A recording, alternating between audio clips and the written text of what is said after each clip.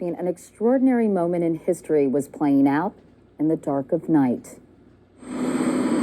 With no fanfare, telling only a small group of reporters, President Obama left the White House just before midnight and boarded Marine One. After a 40-minute flight, he landed at Dover Air Force Base in Delaware. A C-17 transport plane had just arrived there, bearing the remains of 18 Americans killed this week in Afghanistan. After meeting privately with their families, the president and other dignitaries boarded the plane to welcome the fallen heroes home and join a chaplain in a brief prayer.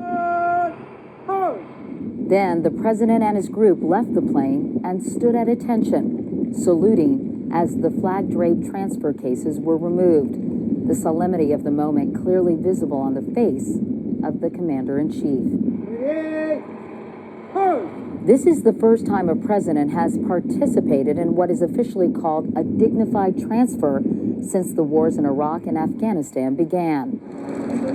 President George W. Bush said he preferred to meet with grieving families in private. Media coverage of returning remains was banned during his father's administration after some networks showed a split-screen image of President George H.W. Bush bantering with reporters as the bodies of U.S. soldiers killed in Panama were arriving home. Caskets were a familiar scene on TV news during Vietnam, bringing into American living rooms the true cost of war. This year, under President Obama, the ban was lifted, but the family of the fallen must approve.